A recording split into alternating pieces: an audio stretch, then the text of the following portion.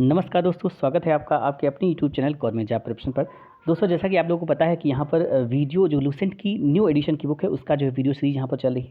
ये इसका first video हम लोग ऑलरेडी यहाँ पर देख चुके हैं। ये इसका सेकंड वीडियो है और इस तरीके से पूरी जो लूसेंट की जो न्यू एडिशन बुक है उस पूरी बुक को हम लोग यहाँ पर डिस्कस करेंगे। और ये वीडियो आपके लिए बहुत ही बेनिफिशियल होने वाला है। अगर आप यूपीएससी का एग्जाम देने जा रहे हैं या कोई भी वनडे एग्जाम देने जा रहे हैं उसके लिए बहुत ही ज़्यादा बेनिफिशियल है। आप इसको ऑडियो की तरह सुन सकते हैं और इसको अच्छे से यहाँ पर रीड भी कर सकते हैं। तो दोस्तों, ज़्यादा समय न लेते हुए चलिए शुरू करते हैं आज का वीडियो। इसके पहले मैंने यहाँ पर एक वीडियो अपलोड कर दिया है, उसे आप मेरे चैनल पर जाकर देख सकते हैं। तो चलिए शुरू करते हैं। तो अब आज हम लोग यहाँ पर देखने वाले हैं वैदिक सभ्यता। तो वैदिक काल का जो विभाजन है ये दो भागों में हुआ है। पहला है ऋग्वैदिक काल जो 1500 से लेकर 1000 ईस्वी पूर्व, और दूसरा है उत्तर वैदिक काल जो 1000 से लेकर 600 ईस्वी पूर्व में किया गया है। तो यहाँ पर ध्यान रखना है कि जो ऋग्वैदिक काल का विभाजन है वो दो काल में किया गया है। एक है ऋग्वैदिक काल, वैदिक काल का जो विभाजन है वो दो भागों में किया गया है। एक है ऋग्वैदिक काल जिसका जो हमारा समय है वो है 1500 से लेकर 1000 ईस्वी पूर्व, और दूसरा है उत्तर वैदिक काल जिसका समय है 1000 से लेकर 600 ईस्वी पूर्व। ठीक है। आर्य सर्वप्रथम पंजाब एवं अफगानिस्तान में बसे। तो ये ध्यान रखना है, आर्य सर्वप्रथम कहाँ पर बसे? तो सर्वप्रथम पंजाब एवं अफगानिस्तान में बसे। मैक्स मुलर ने आर्यों का मूल निवास जो है स्थान वो मध्य एशिया को माना है। आर्यों द्वारा निर्मित सभ्यता वैदिक सभ्यता कहलाई। यह एक ग्रामीण सभ्यता थी। आर्यों की भाषा संस्कृत थी। तो दोस्तों, यहाँ पर कई सारे जो इतिहासकार हैं उन्होंने अपने अपने हिसाब से जानकारी दी है कि आर्य कहाँ से आए हैं या कहाँ के मूल निवासी थे। जिसमें सबसे ज़्यादा जो माना जाता है वो है मैक्स मुलर का कथन, जो उन्होंने बोला था कि आर्य जो है वो मध्य एशिया से आए थे। ठीक है। तो ये है हमारा आर्यों के बारे में थोड़ी सी जानकारी। अगर हम आर्य की बात करते हैं तो जो आर्य शब्द है ये भाषा समूह को इंगित करता है। तो आर्य किसको इंगित करता है? तो ये भाषा समूह को इंगित करता है। आगे आते हैं। आर्यों के प्रशासनिक इकाई आरोही क्रम से इन 5 भागों में बटा था। पहला था कुल, दूसरा था ग्राम, फिर विश्व, फिर जन और फिर राष्ट्र। ग्राम के मुखिया को ग्रामणी, विश्व का प्रधान विश्वपति एवं जन के शासक को राजन कहते थे। राज्याधिकारियों में पुरोहित एवं सेनानी प्रमुख थे। वशिष्ठ रूढ़िवादी एवं विश्वामित्र उदार पुरोहित थे। सूत, रटकार व कम्बाद नामक अधिकारी रत्नी कहे जाते थे। इनकी संख्या राजा सहित करीब 12 होती थी। पूरब दुर्गपति एवं स्पष्ट जनता की गतिविधियों को देखने वाले गुप्तचर होते थे। अब एक लिस्ट देख लेते हैं। यहाँ पर लिस्ट है। दिशा है, उत्तर वैदिक शब्द हैं और राजा का नाम। तो देखिए, पूर्व को प्राची बोलते हैं और यहाँ के राजा को सम्राट बोलते थे। पश्चिम को प्रतीची बोलते थे और वहाँ के राजा को स्वराष्ट्र बोलते थे। उत्तर को उदीची बोलते थे और वहाँ के राजा को विराट बोलते थे। मध्य के राजा को राजा और दक्षिण के राजा को भोज बोलते थे। आगे बढ़ते हैं। वाजपति जो है ये गोचर भूमि का अधिकारी होता था। उग्र जो होता था ये अधिकारियों को पकड़ने का कार्य करता था। ऋग्वेद में किसी भी तरह के न्यायाधिकारी का उल्लेख नहीं मिलता है, तो ये ध्यान रखना है। आगे बढ़ते हैं। सभा एवं समिति राजा को सलाह देने वाली संस्था थी। सभा श्रेष्ठ एवं सम्राट लोगों की संस्था थी, जबकि समिति सामान्य जनता का प्रतिनिधित्व करती थी। इसके अध्यक्ष को ईशान कहा जाता था। स्त्रियां सभा एवं समितियों में भाग ले सकती थीं। युद्ध में कबीले का नेतृत्व राजा करता था। युद्ध के लिए गविष्टि शब्द का प्रयोग किया गया है जिसका अर्थ है गायों की खोज। नेक्स्ट बढ़ते हैं। 10 राग युद्ध, यानी यहाँ पर बात करते हैं 10 रागी युद्ध। तो 10 राग युद्ध का जो उल्लेख है ये ऋग्वेद के 7वें मंडल में है। ध्यान रखना है, 10 राग युद्ध का उल्लेख कहाँ पर है? तो ऋग्वेद के 7वें मंडल में है। यह युद्ध परुष्णी यानी कि रावी नदी के तट पर सुदास एवं 10 जनों के बीच लड़ा गया, जिनमें सुदास विजयी हुआ। आगे बढ़ते हैं, आगे देखते हैं।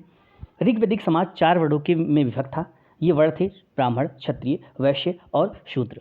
यह विभाजन व्यवसाय पर आधारित था। ऋग्वेद के 10वें मंडल के पुरुष सूक्त में चतुष्वर्णों का उल्लेख मिलता है।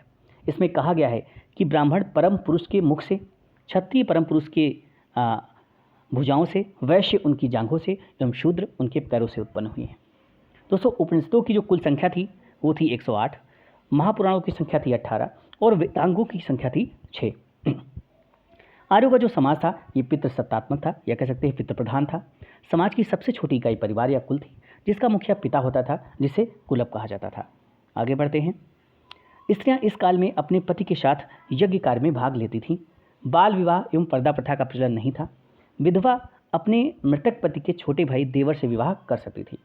स्त्रियां शिक्षा ग्रहण करती थीं। ऋग्वेद में लोपामुद्रा, घोषा, सिकता, अपाला एवं विश्वास जैसी विदुषी स्त्रियों का वर्णन है। गार्गी ने याज्ञवल्क्य को वाद विवाद की चुनौती दी थी। अब देख लेते हैं कुछ दर्शन और उनके प्रवर्तक। तो चावार्क दर्शन के प्रवर्तक हैं चावार्क, योग दर्शन के हैं पतंजलि, सांख्य दर्शन के हैं कपिल, न्याय दर्शन के हैं गौतम, पूर्व मीमांसा जैमिनी, उत्तर मीमांसा वैदरायण और वैशेषिक के हैं कणाद। आगे बढ़ते हैं। जीवन भर अविवाहित रहने वाली महिला को अमाजू कहा जाता था। जीविकापार्जन के लिए वेद वेदांग पढ़ाने वाला अध्यापक उपाध्याय कहलाता था। तो इस तरीके से हम लोगों ने ये पैराग्राफ देखा। आगे बढ़ते हैं और जानकारी लेते हैं इसके बारे में। आर्यों का जो मुख्य पेय पदार्थ था वो था सोमरस। यह वनस्पति से बनाया जाता था। आर्य मुख्यतः 3 प्रकार के वस्त्रों का उपयोग करते थे। पहला था वाश, दूसरा था अधिवास और तीसरा था उषडीस। अंदर पहनने वाले कपड़े को नीवी कहा जाता था। आर्यों के मनोरंजन के मुख्य साधन थे संगीत, रथ दौड़, घुड़दौड़ एवं दूधकेड़ा। आर्यों का मुख्य व्यवसाय पशुपालन एवं कृषि था। महर्षि कणाद को भारतीय परमाणुवाद का जनक कहा जाता है। गाय को अघन्या न मारे जाने योग्य पशु की श्रेणी में रखा गया था। गाय की हत्या करने वाले या उसे घायल करने वाले के लिए वेदों में मृत्युदंड अथवा देश से निकाले की भी व्यवस्था की गई थी। ऋग्वैदिक नदियां और उनके जो आधुनिक नाम है उसके बारे में जरा देख लेते हैं। तो क्रुभ को बोलते हैं कुर्रम, कुम्हा को बोलते हैं काबुल, वितस्ता को बोलते हैं झेलम, अस्किनी को बोलते हैं चिनाब, परुष्णी है रावी, सदुद्री है सतलज, विपाशा है व्यास, सदा नीला है गंडक, दृष्टजति है घग्गर, गोमती है गोमल और सुवस्तु है स्वात। आगे देखते हैं। आर्यों का जो प्रिय पशु था वो था घोड़ा एवं सर्वाधिक प्रिय देवता था इंद्र। आर्यों द्वारा खोजी की गई धातु लोहा थी जिसे श्याम अयस कहा जाता था और तांबे को लोहित अयस कहा जाता था। तो ये ध्यान रखना है, सारी चीज़ें एग्जाम में पूछी जाती हैं। भारतीयों को लोहे का ज्ञान ईसा पूर्व 8वीं सदी में प्राप्त हुआ। तो ध्यान रखना है कि जो भारतीय हैं उनको लोहे का ज्ञान कब प्राप्त हुआ? ईसा पूर्व 8वीं सदी में प्राप्त हुआ। व्यापार हेतु दूर दूर तक जाने वाला व्यक्ति को पड़ कहते थे। लेन देन में वस्तु विनिमय की प्रणाली प्रचलित थी। ऋण देकर ब्याज लेने वाले को वेकनॉट सूदखोर कहा जाता था। मनुष्य एवं देवता के बीच मध्यस्थ की भूमिका निभाने वाले देवता के रूप में अग्नि की पूजा की जाती थी। ऋग्वेद में उल्लिखित नदियों में सरस्वती सबसे पवित्र नदी थी। ऋग्वेद में गंगा का 1 बार और यमुना का उल्लेख 3 बार हुआ है। इसमें सिंधु नदी का उल्लेख सर्वाधिक बार हुआ है। आगे बढ़ते हैं। वैदिक काल में इंद्र के स्थान पर प्रजापति सर्वाधिक प्रिय देवता हो गए थे। विष्णु के 3 पगों की कल्पना का विकास उत्तर वैदिक काल में हुआ। उत्तर वैदिक काल के राजा के राज्याभिषेक के लिए समय राजसु यज्ञ का अनुष्ठान किया जाता था। उत्तर वैदिक काल में वर्ण व्यवसाय की बजाय जन्म के आधार पर निर्धारित होने लगे थे। तो दोस्तों यहाँ पर जो उत्तर वैदिक काल आया था उसमें जो वर्ण व्यवस्था थी वो व्यवसाय की बजाय जन्म के आधार पर निर्धारित होने लगी थी। लेकिन जब हम बात करते हैं ऋग्वैदिक काल की तो उसमें जो वर्ण व्यवस्था थी वो व्यवसाय पर आधारित थी। आगे बढ़ते हैं। ऋग्वैदिक कालीन देवता, तो देखिए सबसे पहले है इंद्र। युद्ध का नेता एवं वर्षा का देवता कहा जाता था इंद्र को। अग्नि को देवता एवं मनुष्य के बीच का मध्यस्थ कहा जाता था। वरुण जो थे ये पृथ्वी एवं सूर्य के निर्माता, समुद्र का देवता, विश्व के नियामक व शासक, सत्य का प्रतीक, ऋतु परिवर्तन व दिन रात का कर्ता। तो इस तरीके से वरुण को इतने सारे देवताओं के नाम से जाना जाता था। देव को कहा जाता था आकाश का देवता जो कि सबसे प्राचीन देवता हुआ करते थे। सोम को वनस्पति का देवता, उषा प्रगति एवं उत्थान का देवता, आश्विन विपत्तियों को हरने वाला देवता और पूषण पशुओं के देवता हुआ करते थे। विष्णु जो है वो विश्व के संरक्षक एवं पालन करता थे और मरुत जो थे आंधी तूफान के देवता थे। आगे बढ़ते हैं। उत्तर वैदिक काल में हल को शिरा व हल देखा को सीता कहा जाता था। उत्तर वैदिक काल में निष्क शतनाम मुद्रा की इकाइयाँ थी। सिक्कों के चलन का कोई प्रमाण नहीं मिलता है। सांख्य दर्शन भारत के सभी दर्शनों में सबसे प्राचीन है। इसके अनुसार मूल तत्व 25 हैं जिनमें प्रकृति पहला तत्व है। तो यहाँ पर सांख्य दर्शन क्या कहता है कि मूल तत्व 25 हैं जिनमें प्रकृति जो है वो पहला तत्व है। आगे बढ़ते हैं। सत्यमेव जयते मुंडकोपनिषद से लिया गया है। तो सत्यमेव जयते कहाँ से लिया गया है? मुंडकोपनिषद से लिया गया है। इसी उपनिषद में यज्ञ की तुलना फूटी नाव से की गई है। ईसा पूर्व 2वीं सदी में राजाओं के उपयुक्त यज्ञ वेदी बनाने के लिए आप स्तंभ व्यवहारिक ज्यामिति की रचना की। गायत्री मंत्र सवित्र नामक देवता को संबोधित है जिसका संबंध ऋग्वेद से है। लोगों को आर्य बनाने के लिए विश्वामित्र ने गायत्री मंत्र की रचना की थी। आगे बढ़ते हैं। श्राद्ध की प्रथा पहल दत्तात्रेय ऋषि की बेटी निमि ने शुरू की। उत्तर वैदिक काल में कौशाम्बी नगर में प्रथम बार पक्की ईंटों का प्रयोग किया गया। तो बहुत इंपॉर्टेंट है ये, जो पक्की ईंटों का प्रयोग है वो कौशाम्बी नगर में पहली बार किया गया था। महाकाव्य 2 हैं, पहला है महाभारत और दूसरा है रामायण। महाभारत की पुराना नाम जय संहिता है। यह विश्व का सबसे बड़ा महाकाव्य है। गोत्र नामक संस्था का जन्म उत्तर वैदिक काल में हुआ। तो ये जो है गोत्र नामक जो संस्था है, इसका जन्म कब हुआ? उत्तर वैदिक काल में हुआ। वेदांत दर्शन की मौलिक ग्रंथ ब्रह्मसूत्र या वेदांत सूत्र की रचना बादरायण ने की थी। अब आ जाते हैं हम महाजनपदों के उदय पर। तो बुद्ध के जन्म के पूर्व 6वीं शताब्दी ईसा पूर्व में भारतवर्ष 16 जनपदों में बटा हुआ था। इसकी जानकारी हमें बौद्ध ग्रंथ अंगुत्तर निकाय से मिलती है। तो वो 16 महाजनपद कौन हैं और उनका जो आधुनिक स्थान क्या है उसके बारे में थोड़ा सा जानकारी लेते हैं, और ये बहुत इंपॉर्टेंट है, इसको बिल्कुल आप लोगों को अच्छे से लर्न कर लेना है। तो देखिए, अंग जो महाजनपद था, इसकी राजधानी हुआ करती थी चंपा, और इसका अगर हम क्षेत्र की बात करते हैं तो ये भागलपुर मुंगेर जो बिहार में पड़ता है उसके आसपास का एरिया ही हुआ करता था। नेक्स्ट बात करते हैं मगध। तो जो मगध था, इसकी राजधानी गिरिव्रज या राजगृह, और ये पटना गया बिहार के आसपास का क्षेत्र होता था। नेक्स्ट है काशी, जो कि राजधानी थी वाराणसी, और वाराणसी के आसपास का जो एरिया था जो कि उत्तर प्रदेश में पड़ता है वो यहाँ पर काशी हुआ करता था।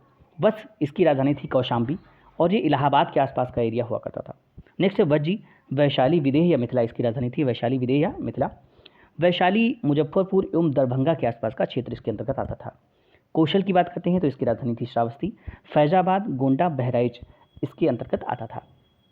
अवंती, इसकी राजधानी थी उज्जैन या महेशमती, तो ये मालवा क्षेत्र जो मध्य प्रदेश में पड़ता है वो इसके अंतर्गत आता था। नेक्स्ट आता है मल्ल। तो मल्ल की राजधानी थी कुशावती, और देवरिया, बस्ती, गोरखपुर उत्तर प्रदेश के अंतर्गत ये क्षेत्र आता था। पंचाल, जिसकी राजधानी अहिछत्र, ठीक है, या कांपिले।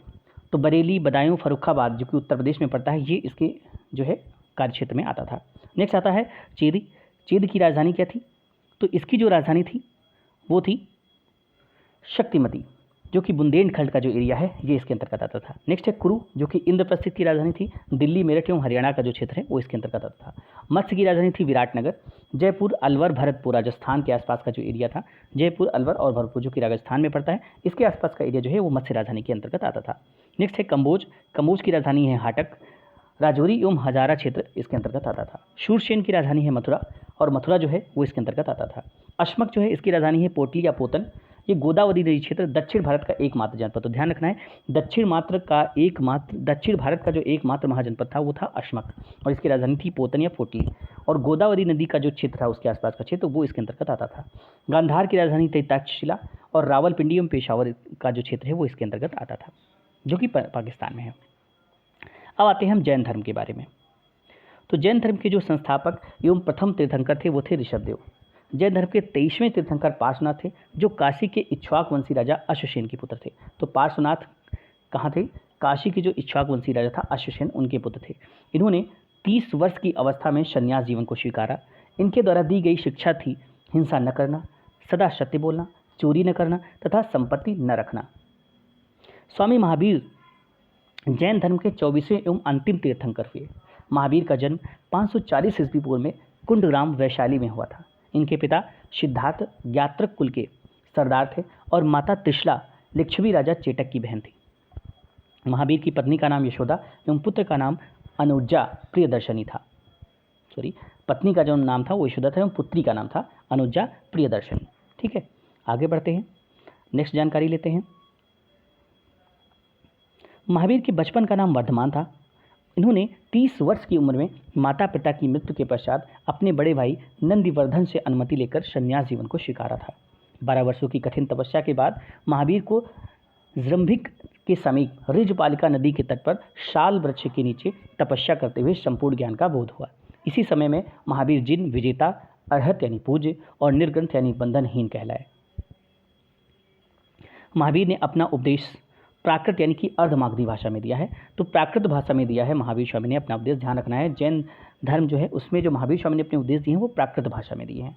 महावीर के अनुयायियों को मूलतः निर्ग्रंथ कहा जाता था। महावीर के प्रथम अनुयायी उनके दामाद जामिल थे। प्रथम जैन भिक्षुणी नरेश दधिवाहन की पुत्री चंपा थी। महावीर ने अपने शिष्यों को 11 गणधरों में विभाजित किया था। आर्य सुधर्मा अकेला ऐसा गंधर्व था जो महावीर की मृत्यु के बाद भी जीवित रहा और जो जैन धर्म का प्रथम थेरा या मुख्य उपदेशक हुआ। महावीर स्वामी के भिक्षुणी संघ की प्रधान चंदना थी। प्रमुख जैन तीर्थंकर, उनके प्रतीक, तो ये हम जान लेते हैं, बहुत इंपॉर्टेंट है, मिलान में आ जाता है। तो जैन तीर्थंकर के नाम, प्रसिद्ध प्रतीक चिन्ह, जैन तीर्थंकर के नाम, प्रतीक चिन्ह, ये सब हम लोग यहाँ पर देखने गए जो कि प्रमुख हमारे कौन से हैं। तो देखिए, ऋषभदेव थे, वो हमारे थे प्रथम तीर्थंकर जैन धर्म के, जिनका प्रतीक था सांड। अजितनाथ द्वितीय तीर्थंकर थे, इनका प्रतीक था हाथी। संभवनाथ तृतीय तीर्थंकर थे, इनका प्रतीक था घोड़ा। संपार्श्व सप्तम तीर्थंकर थे, इनका प्रतीक था स्वास्तिक। शांति 16वां जो है 16वां जो है तीर्थंकर थे, इनका जो प्रतीक चिन्ह था वो था घोड़ा, हिरन। नेक्स्ट है अरनाथ, ये 18वें तीर्थंकर थे, इनका प्रतीक था मीन। नामी 21वें थे, इनका प्रतीक था नीलकमल। अरिष्टनेमी 22वें थे, इनका प्रतीक था शंख। पार्श थे 23वें, इनका प्रतीक था सर्प। और महावीर थे 24वें, इनका प्रतीक था सिंह। तो ये ध्यान रखना है। आगे बढ़ते हैं। दो जैन तीर्थंकरों ऋषभदेव एवं अरिष्टनेम के नामों का उल्लेख ऋग्वेद में मिलता है। अरिष्टनेम को भगवान कृष्ण का निकट संबंधी माना जाता है, तो ये इंपॉर्टेंट है। आगे बढ़ते हैं। लगभग 300 ईसा पूर्व में मगध में 12 वर्षों का भीषण काल पड़ा, जिसके कारण भद्रबाहु अपने शिष्यों सहित कर्नाटक चले गए, किंतु कुछ अनुयायी स्थूलभद्र के साथ मगध में ही रुक गए। भद्रबाहु के वापस लौटने पर मगध के साधुओं से उनका गहरा मतभेद हो गया, जिसके परिणाम स्वरूप जैन मत श्वेतांबर एवं दिगंबर नामक दो संप्रदायों में बट गया। स्थूलभद्र के शिष्य श्वेतांबर श्वेत वस्त्र धारण करने वाले एवं भद्रबाहु के जो अनुयायी थे वो दिगंबर यानी नग्न रहने वाले कहलाए। आगे बढ़ते हैं। कुछ जैन समितियां जो हुई थी उनको देख लेते हैं। तो प्रथम जो जैन समिति हुई थी वो थी 300 ईस्वी पूर्व में हुई थी। स्थल इसका था पाटलिपुत्र और अध्यक्ष थे उसमें स्थूलभद्र। द्वितीय जो जैन समिति हुई वो 512 ईस्वी में, यानी पहली 300 ईस्वी पूर्व हुई थी और दूसरी 512 ईस्वी में हुई, और ये बल्लभी गुजरात में हुई, और क्षमा श्रवण इसके अध्यक्ष थे। आगे बढ़ते हैं। जैन धर्म के जो त्रिरत्न हैं वो हैं सम्यक दर्शन, सम्यक ज्ञान और सम्यक आचरण। त्रिरत्न के अनुशीलन में निम्न 5 महाव्रतों का पालन अनिवार्य है। पहला है अहिंसा, सत्यवचन, आस्तेय, अपरिग्रह एवं ब्रह्मचर्य। नेक्स्ट है जैन धर्म के 4 वरों शिक्षा, अन्न, चिकित्सा और आवास के सिद्धांत ने इसे लोकप्रिय बनाने में मदद की। जैन धर्म में ईश्वर की मान्यता नहीं है, जैन धर्म में आत्मा की मान्यता है। महावीर पुनर्जन्म एवं कर्मवाद में विश्वास करते थे। जैन धर्म के सप्तभंगी ज्ञान के अन्य नाम श्यादवाद या अनेकांतवाद हैं। जैन धर्म ने अपने आध्यात्मिक विचारों को सांख्य दर्शन से ग्रहण किया। जैन धर्म मानने वाले कुछ राजा थे उदयन, वंद राजा, चंद्रगुप्त मौर्य, कलिंग नरेश खारवेल, राष्ट्रकूट राजा, अमोघ वर्ष, चंदेल शासक। ये कुछ राजा थे जो जैन धर्म को मानते थे। मैसूर के गंग वंश के मंत्री चामुंड के प्रोत्साहन से कर्नाटक के श्रवणबेलगोला में 10वीं शताब्दी के मध्य भाग में विशाल बाहुबली की मूर्ति गोमतेश्वर की मूर्ति का निर्माण कराया गया। गोमतेश्वर की प्रतिमा कायोत्सर्ग मुद्रा में है। महावीर तपस्या की इस मुद्रा में वह अपनी चारों ओर के वातावरण से अनभिज्ञ हैं। उनके पैरों में सांप लपेटे हुए हैं तथा चींटियों ने मिट्टी के घरौंदे बना दिए हैं। यह मूर्ति 18 मीटर ऊंची है एवं एक ही चट्टान को काटकर बनाई गई है। खजुराहो में जैन मंदिरों का निर्माण चंदेल शासकों द्वारा किया गया। मौर्योत्तर युग में मथुरा में जैन धर्म का प्रसिद्ध केंद्र था। मथुरा कला का संबंध जैन धर्म से है। जैन तीर्थंकरों की जीवनी भद्रबाहु द्वारा रचित कल्पसूत्र में है। 72 वर्ष की आयु में महावीर की मृत्यु निर्वाण 468 ईस्वी पूर्व में बिहार राज्य के पावापुरी राजगीर में हो गया। मल्ल राजा सृष्टिपाल के राजप्रसाद में महावीर स्वामी को निर्माण प्राप्त हुआ। आगे बढ़ते हैं। बौद्ध धर्म के बारे में जानकारी लेते हैं। बौद्ध धर्म के संस्थापक गौतम बुद्ध थे। इन्हें एशिया का ज्योतिपुंज कहा जाता है, light of Asia. Gautam Buddha का जन्म 563 ईस्वी पूर्व में कपिलवस्तु के लुम्बिनी नामक स्थान पर हुआ था। इनके पिता शुद्धोधन शाक्य गण के मुखिया थे। इनकी माता माया देवी की मृत्यु इनके जन्म के 7वें दिन हो गई थी। इनका पालन पोषण सौतेली माँ प्रजापति गौतमी ने किया था। इनके बचपन का नाम सिद्धार्थ था। गौतम बुद्ध का विवाह 16 वर्ष की अवस्था में यशोधरा के साथ हुआ। इनके पुत्र का नाम राहुल था। सिद्धार्थ जब कपिलवस्तु की सैर पर निकले तो उन्होंने निम्न 4 दृश्यों को देखा। एक बूढ़ा व्यक्ति, दूसरा एक बीमार व्यक्ति, तीसरा एक शव और चौथा एक सन्यासी। सांसारिक समस्याओं से व्यथित होकर सिद्धार्थ ने 29 वर्ष की अवस्था में गृह त्याग किया, जिसे बौद्ध ग्रंथों में महाविनिष्क्रमण कहा गया। गृह त्याग करने के बाद सिद्धार्थ बुद्ध ने वैशाली के आलार कलाम से सांख्य दर्शन की शिक्षा ग्रहण की। आलार कलाम सिद्धार्थ के प्रथम गुरु थे, जिससे उन्होंने शून्य का ज्ञान प्राप्त किया। आगे बढ़ते हैं। आलार कलाम के बाद सिद्धार्थ ने राजगीर के रुद्रक्राम पुत्र से शिक्षा ग्रहण की, जिससे उन्होंने योग का ज्ञान प्राप्त किया। उर्वेला में सिद्धार्थ को कौंडिल्य, वप्पा भादिया, महानामा एवं अस्सागी नामक 5 साधक मिले।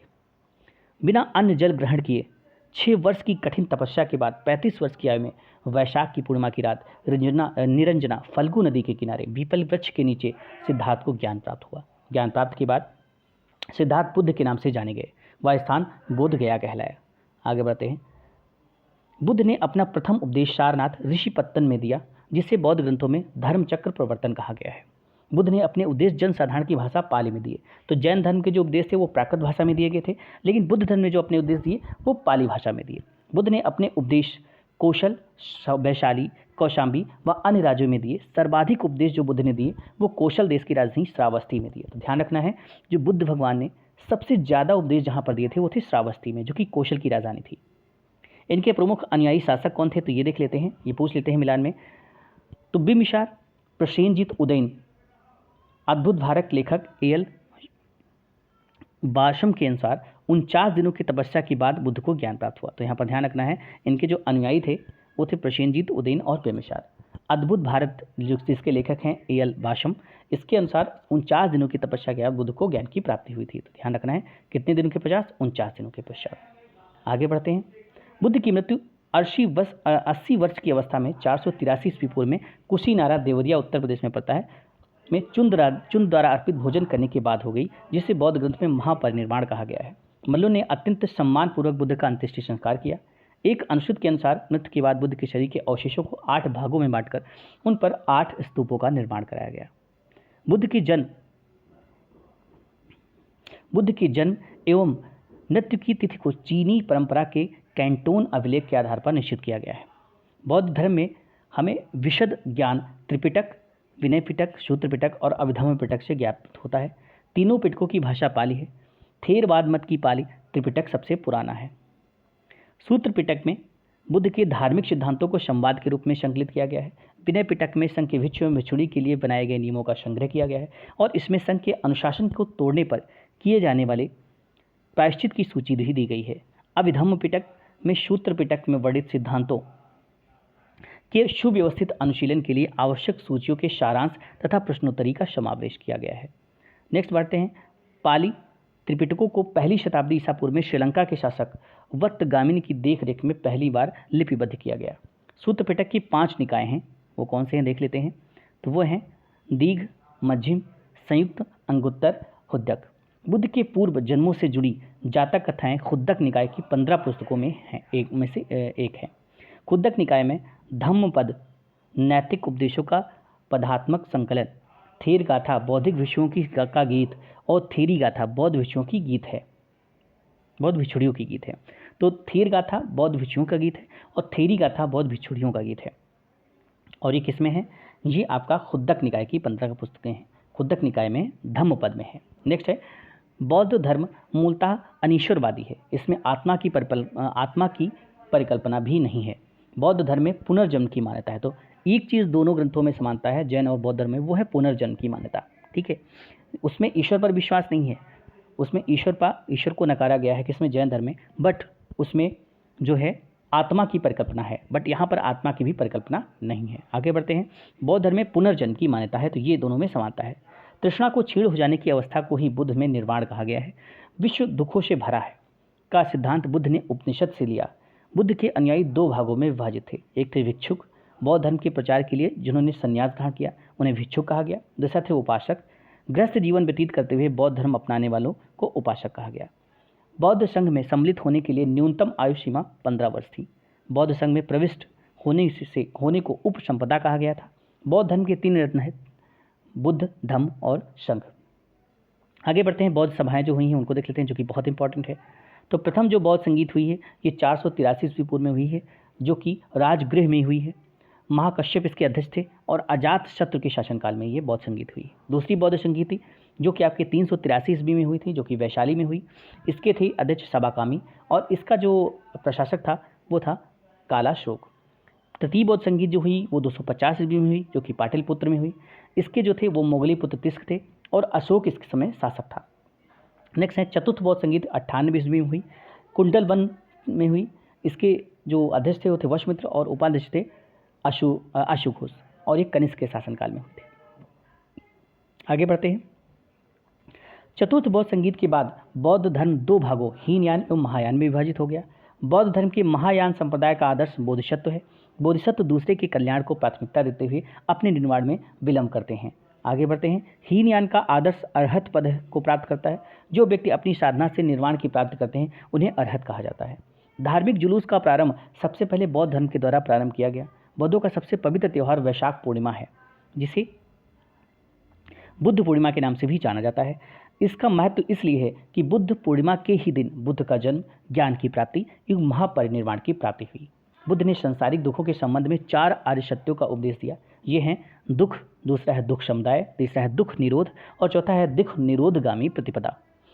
इन सांसारिक दुखों से मुक्ति हेतु बुद्ध ने अष्टांगिक मार्ग की बात कही है और ये साधन हैं सम्यक दृष्टि, सम्यक संकल्प, सम्यक वाणी, सम्यक कर्मांत, सम्यक आजीव, सम्यक व्यायाम, सम्यक स्मृति एवं सम्यक समाधि। नेक्स्ट है, बुद्ध के अनुसार अष्टांगिक मार्गों के पालन करने के उपरांत मनुष्य की बहुत तृष्णा नष्ट हो जाती है और उसे निर्वाण प्राप्त हो जाता है। निर्वाण बौद्ध धर्म का परम लक्ष्य है, जिसका अर्थ है दीपक का बुझ जाना, अर्थात जीवन मरण चक्र से मुक्त हो जाना।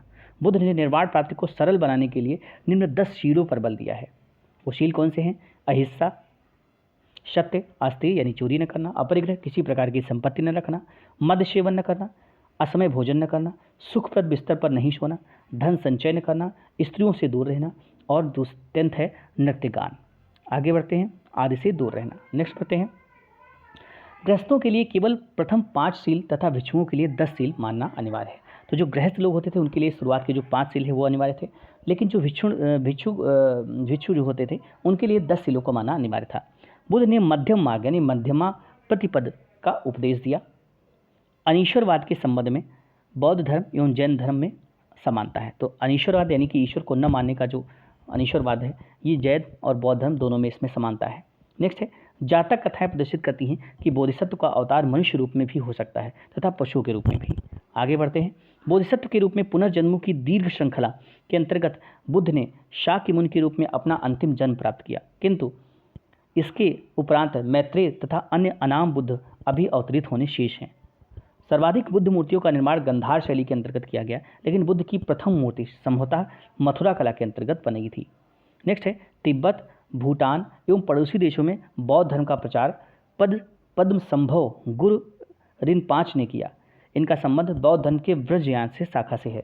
इनकी 123 फीट ऊंची मूर्ति हिमाचल प्रदेश रेवालसर झील में है। तो ध्यान रखना है कि तिब्बत, भूटान एवं पड़ोसी देशों में जो बौद्ध धर्म का प्रचार है ये पद्म संभव गुरु रिनपांच ने किया था। इनका संबंध बौद्ध धर्म के वज्रयान शाखा से था। इनकी 123 फीट ऊंची मूर्ति हिमाचल प्रदेश रेवालसर झील में स्थित है। आगे, भारत में उपासना की जाने वाली प्रथम मूर्ति संभवतः बुद्ध की है। तो ये ध्यान रखना है, भारत में जो उपासना की जाने वाली प्रथम मूर्ति थी वो संभवतः आपकी बुद्ध की ही थी। आगे बढ़ते हैं, भारत के महत्वपूर्ण बौद्ध मठ, इनको देख लेते हैं। तो पहला है टाबो मठ, जो कि आपका तबो गांव स्पीति घाटी में हिमाचल प्रदेश में है। दूसरा है नामग्याल मठ, ये धर्मशाला में है हिमाचल प्रदेश में। तीसरा हेमिस मठ लद्दाख में है, जम्मू कश्मीर। थिक्से मठ लद्दाख, जम्मू कश्मीर। नेक्स्ट है सासुर मठ लाहौल स्पीति, हिमाचल प्रदेश। मिंड्रालिंग मठ देहरादून, उत्तराखंड। रूमटेक मठ गंगटोक, सिक्किम में है। नेक्स्ट आते हैं तवांग मठ अरुणाचल प्रदेश में है, अरुणाचल प्रदेश। नेक्स्ट है नाम ड्रिलिंग मठ मैसूर में है, कर्नाटक। और बोधिमंडा मठ बोधगया, बिहार में है। तो ये थे यहाँ पर बौद्ध धर्म के कुछ मठ। ठीक है, तो दोस्तों ये था यहाँ पर आज का वीडियो जो हमने यहाँ पर देखा, और ये सीरीज कंटिन्यू जारी रहेगी जब तक कि आपका पूरा का पूरा लूसेंट कवर नहीं हो जाता। तो अगर आपको ये वीडियो पसंद आ रहे हैं तो इसे जरूर लाइक करिएगा। मिलते हैं नए वीडियो के साथ या इसी सीरीज के अगले वीडियो के साथ, तब तक के लिए थैंक्स फॉर वॉचिंग।